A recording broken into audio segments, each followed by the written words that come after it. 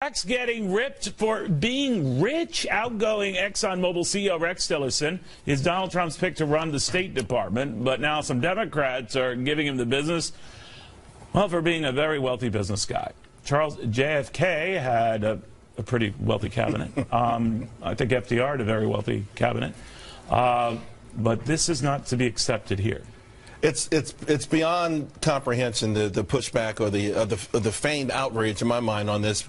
A bunch of generals and CEOs, people who are accustomed to getting the job done, who've never been able, who don't accept mediocrity, who understand accountability, and why not, after all of these failed years of professional politicians coming up short, and that's just being kind, why not have people who are accustomed to this sort of pressure to help go outside the traditional Petri dish. That's what elected Donald Trump. But, Amy, one of the things that come up in this is that it was okay for John Kennedy to choose like a Robert McNamara as a defense secretary, and his how about Robert Kennedy, his brother? Well, absolutely. but the guy's prior experience was running Ford, and I thought, well, that's not a bad thing. But all I'm saying is, media very different when this involves someone like Donald Trump, of course, than when it involves someone like John Kennedy. Or even President Obama. I feel like this is a war of, we have our CEOs, all those tech guys from San Francisco, and Donald Trump has his CEOs, all of these people who actually build things, you know, material things. Right.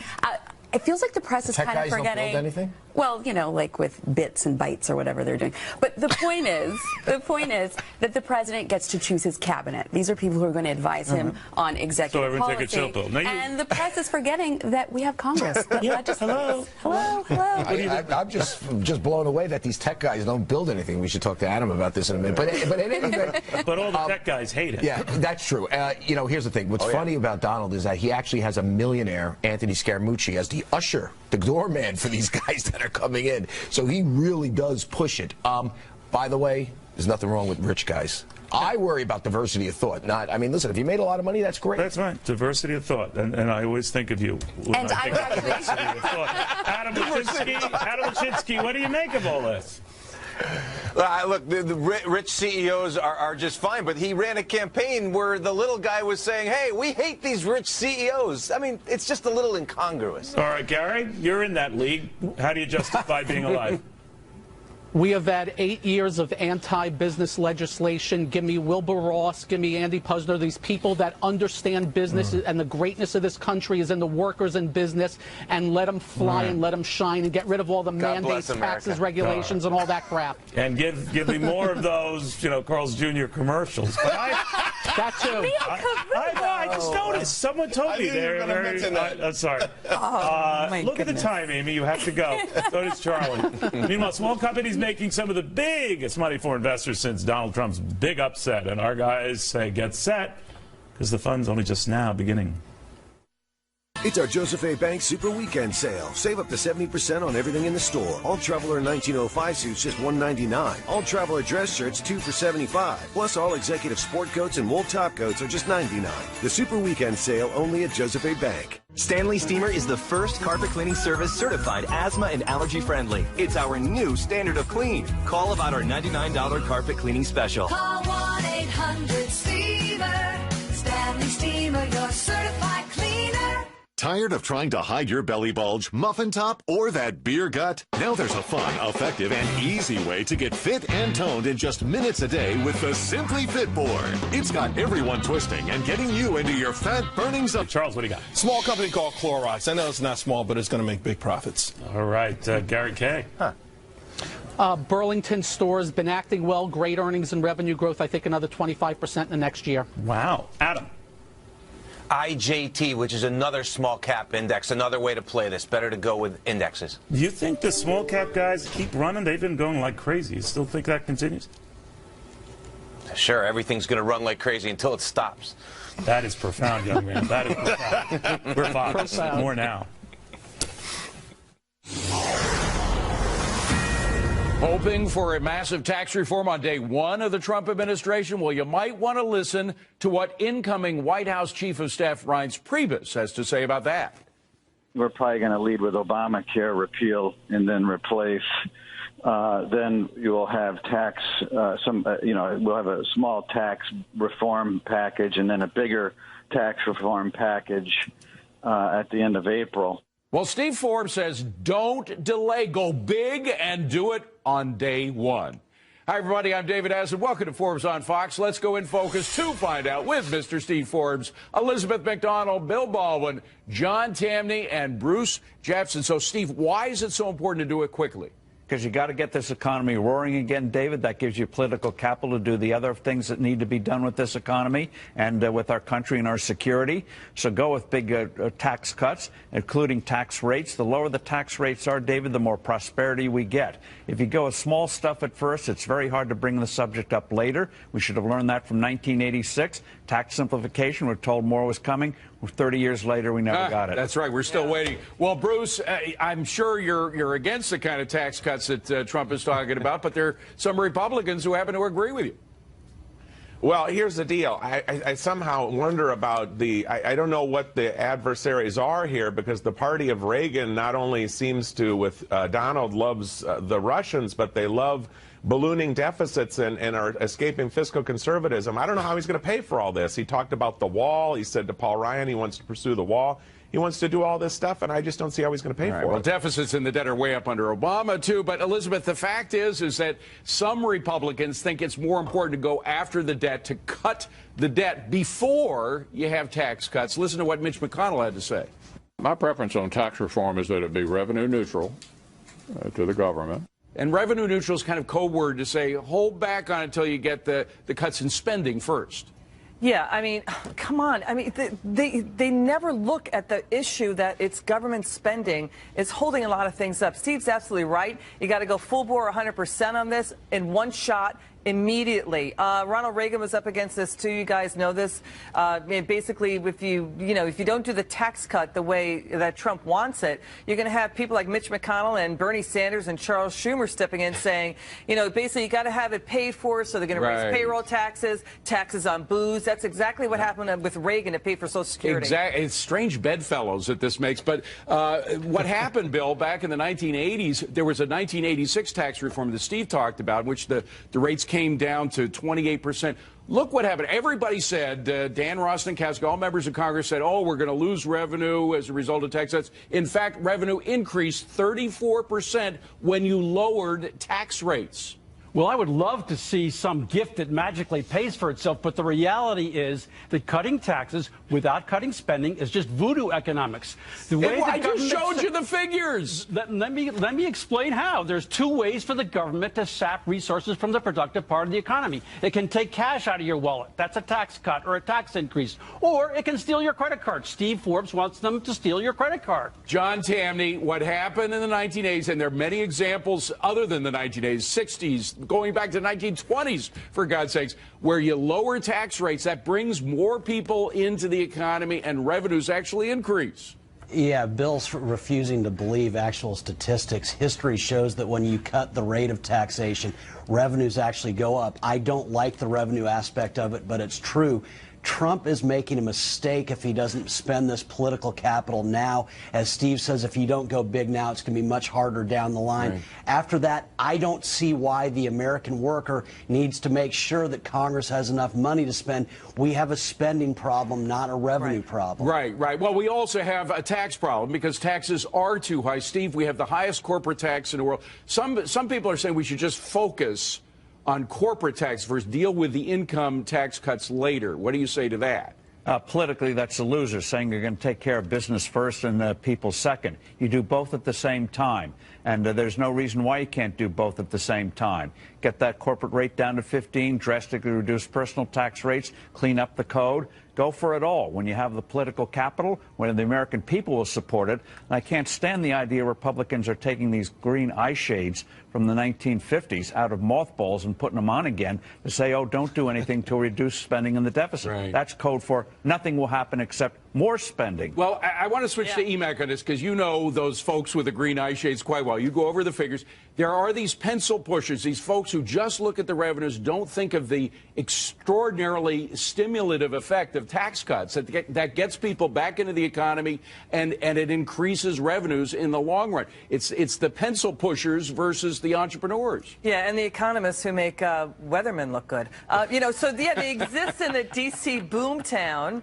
And because why is D.C. in a boomtown? This is where these guys exist, David, because D.C. spending, right? And so they have no clue what the little guy out there is faced with.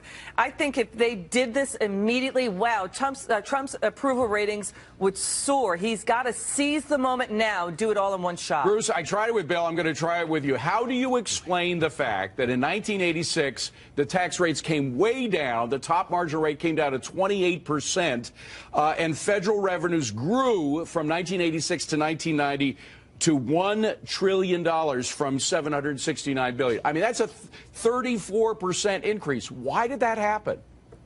Well, I do believe that there was, back in the 80s, there was some entitlement reform, and you're not hearing any of that out of Donald here. He doesn't want to do anything with Social Security or Medicare, and the Obamacare, the Affordable Care Act, does reduce Medicare spending, which people don't forget. So You're not answering the question. Not doing anything. He's not doing anything for it. John, go ahead. Well, Bruce is not answering the question about revenues, but I think the bigger thing that we've got to focus on, if Republicans can't do this, if they're not men enough to say it's important for all individuals to get to keep more of their income, what are we electing them for? This is crucial. Don't go small on this. Why should we trust you with anything else if you can't even get tax cuts right? And by the way, David, it's not just GDP. It's what makes that GDP possible. In the 1970s was a decade of stagnation. 1980s, a decade. In the 1990s, decades of innovation. Silicon Valley became a byword for cutting-edge innovation. Right. That's how you get a higher standard of living. Changed the whole the new economy. things that come along that we don't see today. That's crushed by high tax rates. Bill, there was another thing that happened in the 1986 reform, which is a lot of deductions were ended. That is, businesses, yes, they had lower tax rates, but they couldn't take all these advantage of all these special deals that had been cut. That led to a lot more revenue coming in. Doesn't that make sense logically? Yes, it does. We should not have so much crony capitalism built into the stupid tax code. However, I'm with the deficit hawks. We're the brokest nation on earth. We're 19 trillion underwater. We're living off the Chinese. That can't go on. Steve? The way you fight a deficit is with prosperity. That means more revenue. I'd like to return the revenue to the people, but if you're worried about the debt, increase revenue. And we saw that by the late 1990s. We were reducing the national debt because we had a strong, prosperous economy thanks to the Reagan tax Well, cuts. and Emac, that's the point that Tammy makes, too, which is that it's our money. The people know how to deal with it much better than government does. That's exactly right. And that's the attitude that I think that, and Trump has, by the way, Republicans in both houses. That's what they need to take right now. Look at what Kennedy was up against. Even the GOP back then was saying you need loopholes for the incentives, right? Kennedy said, no way, lower the rate, and the economy boomed. Don't wait. Do it now. Coming up next, the number of government rules and regulations just hitting a record high. Now, some here asking if Trump's plan to cut 2 regulations for each new one is really enough to unwind all that red tape. We debate it coming next.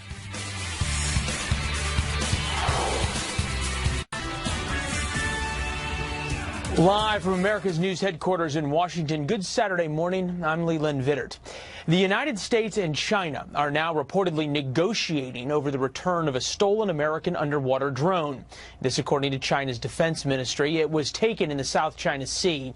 The Pentagon saying a U.S. ship was trying to retrieve 2 drones near the Philippines when a Chinese warship took one of them. The drone is designed to collect unclassified scientific data and is used mostly to map the floor of the ocean. Meanwhile, we're also getting reaction from President-elect Donald Trump, who tweeted this morning, China steals United States Navy research drone in international waters, rips it out of water, and takes it to China in unprecedented act. I'm Leland Vittert. Elizabeth Pran and I will see you at the top of the hour. Now back to Forbes on Fox.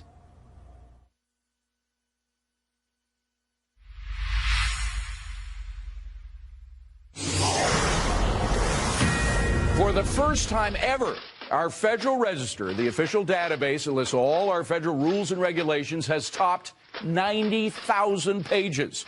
And with thousands of those regulations reportedly costing us more than $700 billion since President Obama took office, John, you say President-elect Trump needs to do more than cut 2 rules for every new rule. Yeah, I love that he's pushing a deregulation plan, but I just don't think he's taking it far enough. With regulation, we can't stress enough that we're asking those who could not get jobs in energy, pharmaceuticals, medicine, finance, and banking to police those who could. And so it never works. All regulations are a tax that never achieves any kind of positive outcome. And Bruce, this is really clogging up our economy. The Competitive Enterprise Institute come out with a new study saying that there are 35 regulations for every new law. And here's specifically what they said happened just last week, which is 2 weeks ago, actually. 65 new final regulations were published in the Federal Register. That's the equivalent of a new regulation every 2 hours and 35 minutes. Isn't that too much?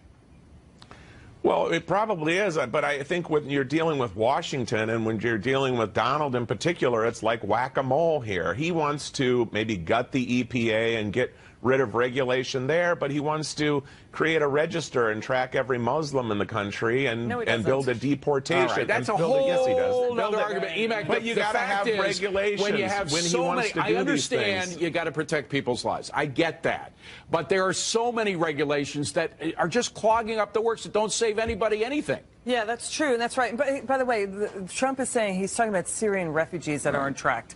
Let's just be clear. He's not saying track every Muslim. That's not fair.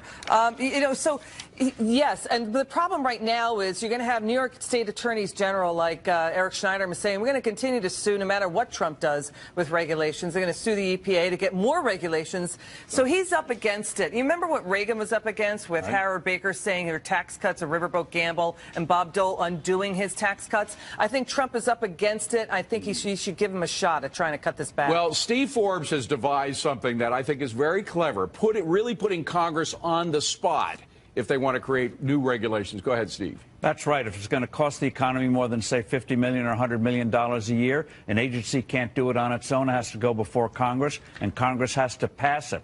Not just veto it, but pass it. So they take responsibility for some of this nonsense instead of just saying, oh, it's out of my hands. No, they have to face up to what's happening. Wow. Bill, accountability. That may slow down the regulatory process. Well, not only that, I agree with this totally. I think we should go further. Let's repeal 3 federal criminal statutes for every new one that gets enacted. So if the federal government wants to make it a crime, some hate crime legislation wants to be added to the books, they have to repeal the law that makes it a felony to fill in a dirt puddle in your front yard. And let's John, trade it off. As always, and you know this living in Washington, as always, there is personal interest. These regulations weren't just created to save people's lives by do-gooders. They were created by people that had a vested interest in some of these regulations because they get either money or more power out of it, right? Yeah, usually a lot of regulations, particularly in the commercial area, come from businesses who want to keep new entrants out. And that's the first thing. But the other thing, we've got to stress, regulations don't make us safer. It's not as though regulators are always the first people to the scene of the crime. Look back to 2008. It was market sleuths that figured out what was wrong with banks. Regulators were the last there. If they had a clue about the future, they'd be earning billions as investors. They would not be working as regulators. Right. And Bruce, come on, you live in Chicago. You know how politics works. A lot of these regulations, they're not just to make people safer. A lot of them are to make some rich people richer and some powerful people more powerful.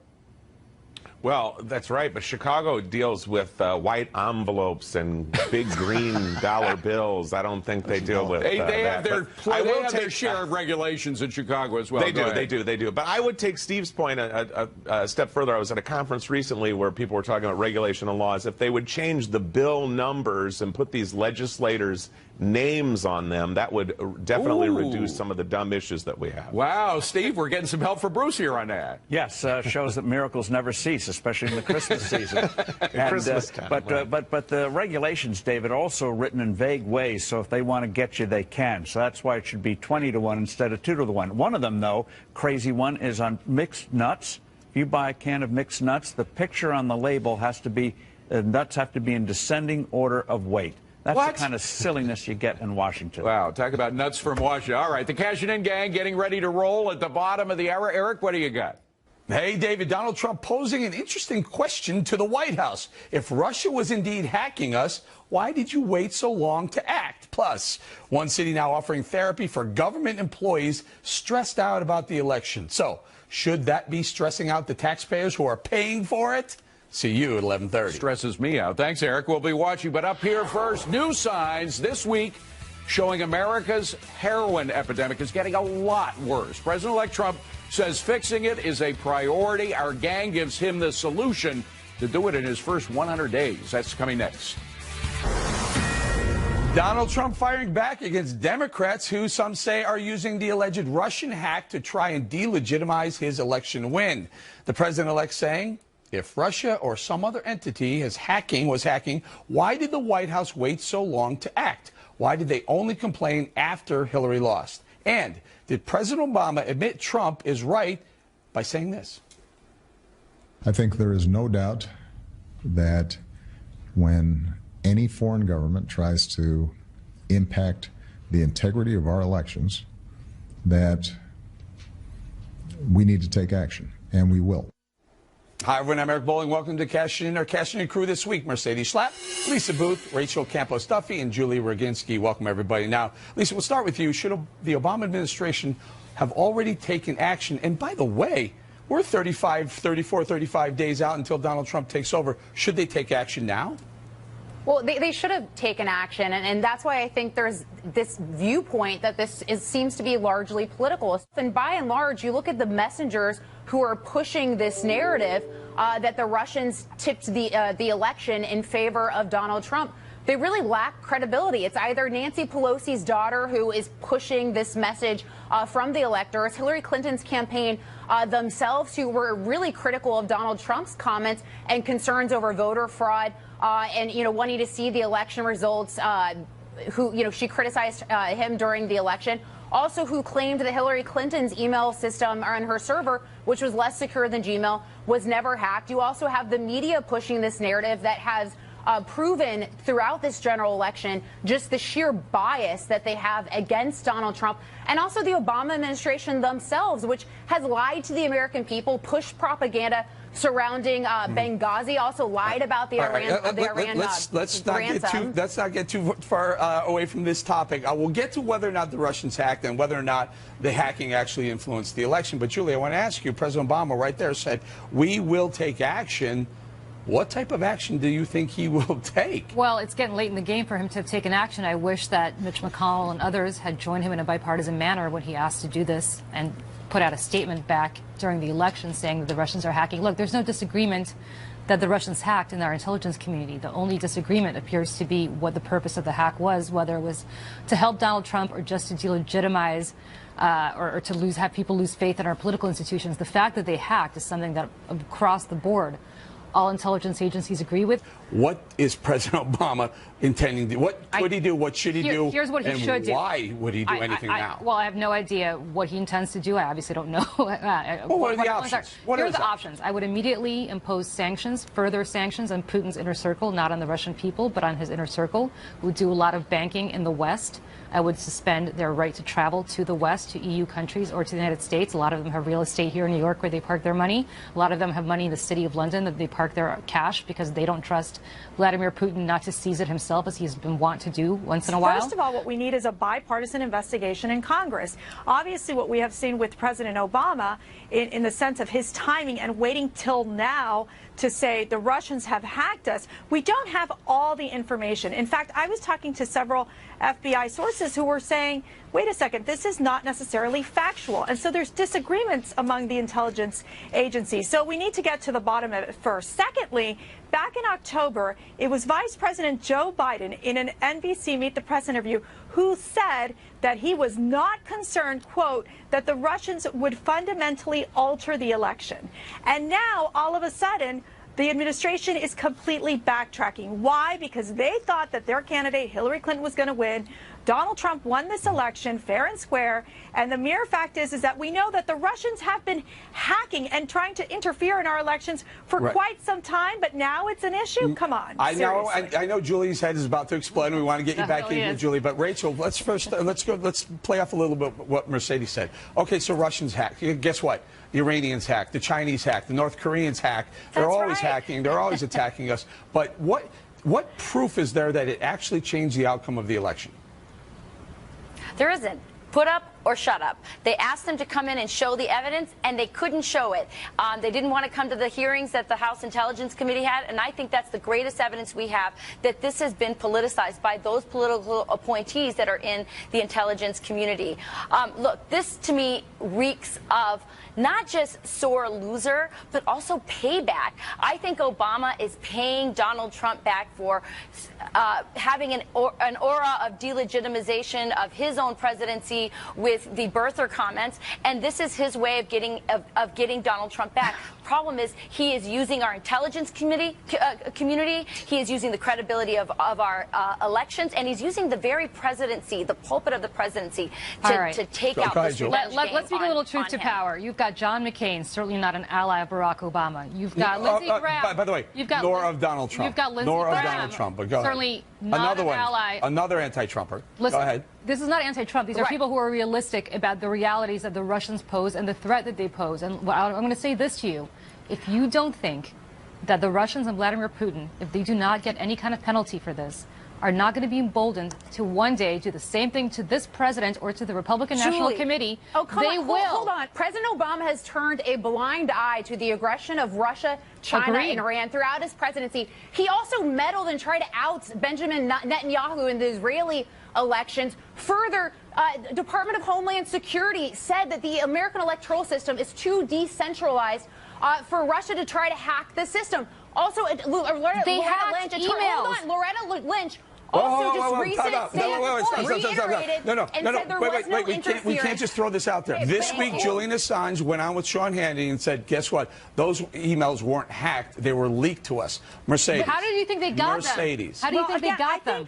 Okay, but let's try to find solutions instead of screaming at each other. The solution here is if we do move on a bipartisan investigation, I think that makes absolute sense. It's something that I could see Mitch McConnell calling for. I could see the Democrats coming into moving in that direction. With that being said, it is troubling that you have, for example, one of the senators who was on the Intelligence Committee who requested a meeting and a briefing from the CIA, and the CIA is not giving the briefing. This is also happening in light of the fact that the electors are about to vote December 19th, which brings into question where they want these what they call the Hamilton electors want to have these intelligent briefing before voting. Quite frankly, this was an issue that the Obama administration failed to address in a timely manner. Right. And now, I do believe you seek and try to find solutions to figure out how you deal with cybersecurity in the United States, because the issue could be bigger, which is that of attacking our power grids, of attacking our railroads, etc. This is it. Go ahead, Rachel. Well, it was under the Democratic administration that the Russians got away with murder, going into Crimea, the inhumane actions they're taking in Syria, the red line. Why would they want a strong guy like Donald Trump in? Why wouldn't they? It just doesn't make sense. Are you kidding? Donald Trump, who didn't realize when he was asked whether the Russians had already gone into Ukraine, Donald Trump, who's talking about potentially lifting sanctions on Russia after everything they've done, Donald Trump, who thinks that there could be some sort of accommodation with their ally, Bashar al-Assad. Donald Trump, who basically has talked about weakening NATO. You guys, this is the one issue. Information influenced the election in any way. Let me put it to you this way. You cannot possibly say that Donald Trump. I think we touched a nerve. I think we found a very, very hot topic. I can't believe the Democrats are being hawkish on Russia. Under the President Obama, it has been the weakest administration. And we're going to leave it with this. Remember what President Obama said to Mitt Romney at a debate. He said, hey, Mitt, about Russia, the 80s want their foreign policy back. And he was wrong about that. All right. That's right. Coming up, call it a Trumper tantrum. America's largest city now offering therapy for government workers stressed out over the election results. And guess who's paying for it? If I can make it there, I'll make it anywhere. This one may stress you out. A new report says New York City Mayor Bill de Blasio is offering therapy to municipal workers who are feeling distressed or vulnerable about the Donald Trump victory. Workers are being told to call a taxpayer-funded hotline. Now, Mercedes, I'm going to start with Mercedes on this one. This hotline is a vital resource for people with legitimate problems. Should it really be used for people not happy about the election? We can't control what it's going to be used for, Eric, the hotline, but I mean, come on.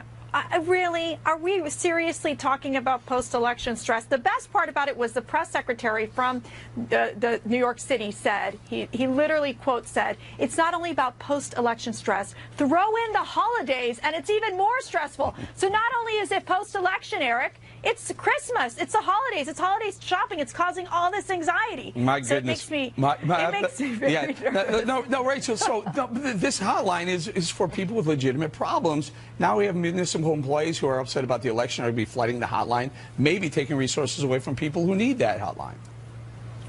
Absolutely. If I was a New York taxpayer, I would be furious. But look, when Republicans lose, Eric, they accept the results, they reflect on it, and they come back stronger. Democrats have not figured out in politics that when you lose, you don't get a second-place trophy, you don't get a juice box or a therapy dog, and I think that this is what's happening here. And by the way, this is going all the way to the top. It's not just Obama now. I think de Blasio should send some of these New York taxpayer therapists to Michelle Obama, who this week was on Oprah Winfrey, will be on Oprah Winfrey's show saying that Donald Trump is not a grown-up, saying that we've all lost hope. We'll know what it's like to not have hope now that Donald Trump is the president. This has been classless, right. And frankly, I think it's totally wrong of the Democrats to not get with the program. Let's hear from a Democrat. Joel, your thought on using resources for employees who are a little. I've been a little depressed about the outcome of this election. I don't think my depression needs to be, minimized here, my friends. But the same way I think some of you are very depressed. Back in 2012, I was in the green room on election night with some of you, and you didn't seem too happy when Obama won. So look, the resources already. We weren't using taxpayer dollars to do that, The resources already exist, right? The service exists for municipal employees.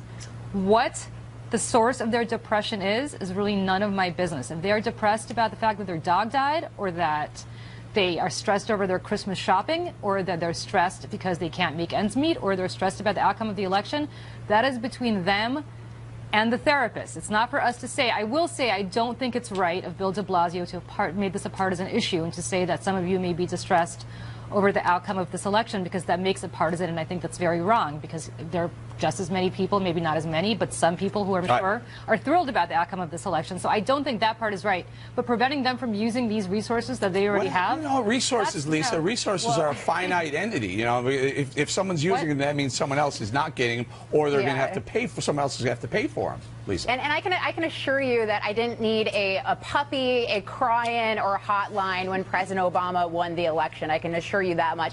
But this just looks like another effort from the left who can't accept the outcome of the election. They've blamed everything from racism to sexism to fake news to the Russians now as the excuse for their loss. But this is unsurprising coming from a liberal like de Blasio, who has done everything from, wanting to fine businesses for not using gender neutral terms to, now is trying to delete the information of illegal immigrants to try to protect them from President-elect Donald Trump's incoming immigration a liberal policies. La land here in New York City. It's crazy what's going on here. I really want a puppy. I want a puppy too. I do want a puppy. Enough with the temper tantrums. When it comes to saying Merry Christmas at work or at the mall, did Donald Trump just put the PC crowd on Santa's naughty list?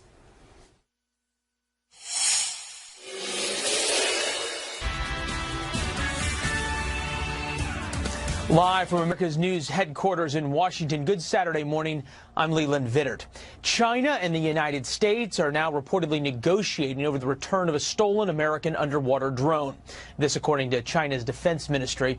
It was taken in the South China Sea, the Pentagon saying a U.S. ship was trying to retrieve 2 drones near the Philippines when a Chinese warship swooped in and took one of them and then ignored demands to return it.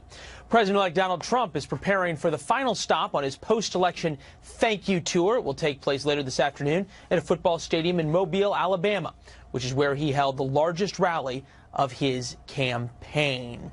More news at the top of the hour when Elizabeth Pran and I join you for America's election headquarters. Now back to Cashing In.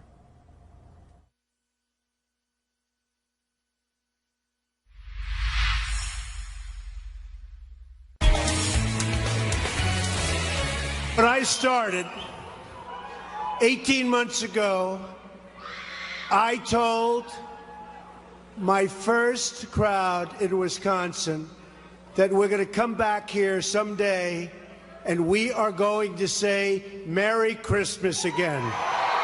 Merry Christmas. So Merry Christmas, Evan. Happy New Year, but Merry Christmas. Yes. Take that, PC crowd. President-elect Donald Trump promising America will start saying Merry Christmas again when he takes the Oval Office. Now, Rachel, is the war on Christmas finally over? Well, it's a start. I really think that this tour with its little sign is a signal and a return to our national heritage and our traditions. I think it's great. I detest winter concerts, giving trees. Merry Christmas to you, Eric. A Merry Christmas to you as well, Rachel, and Mercedes. Merry Christmas to you. Have we won the war on Christmas finally? No, the lawsuits continue. I mean, just in Texas, we had this public school teacher who had to, at first, take down her Linus poster from Charlie Brown's Christmas that had a biblical reference. Luckily, because Governor Perry signed the Merry Christmas law in 2013, she was able to restore the poster and put it back up. So I'm recommending a national Merry Christmas law that Trump should pass in the first 100 days. What do you think about that? I like it, but also, Julie, I think it should be National Merry Christmas, Happy Hanukkah law. Can we add that? I'm celebrating Festivus for the rest of us, my friends. And I have I have a poll and I have a whole feat of strength that I'm going to perform, and I have a lot of grudges that I'm going to roll out right now. But look, this is a solution in search of a problem. Who has ever been prevented from saying Merry Christmas? I'm Jewish, and I will say Merry Christmas to all of you. Who cares? I know. Your final thought on this one, Lisa. Now, Merry Christmas, everyone. I actually love the fact that Donald Trump is trolling everyone with the Merry Christmas sign. It's kind of hilarious. But this country has gone so out of hand with the political correctness. And I think the answer to the solution is Donald Trump, in the sense that he has presented himself as sort of the anti-political correct candidate. And he won. So Merry Christmas, everyone. Merry Christmas, viewers. Merry Christmas to everyone on the panel. Merry Christmas to everyone. But we still have more show coming up. So did the Russians have any impact on our election? We asked you, and you told us what you think. You may know us for our quality fuels. I want to say thanks to our Cashian crew for joining us. Great week, everybody. Okay, time to wake up, America. Just this week, a House Intel Committee meeting was canceled. It was supposed to be a closed-door briefing on the alleged Russian hacking and whether that influenced U.S. elections. So, why was the closed-door meeting, on-the-record meeting, canceled? It was canceled because the CIA refused to make available any intel official to that committee.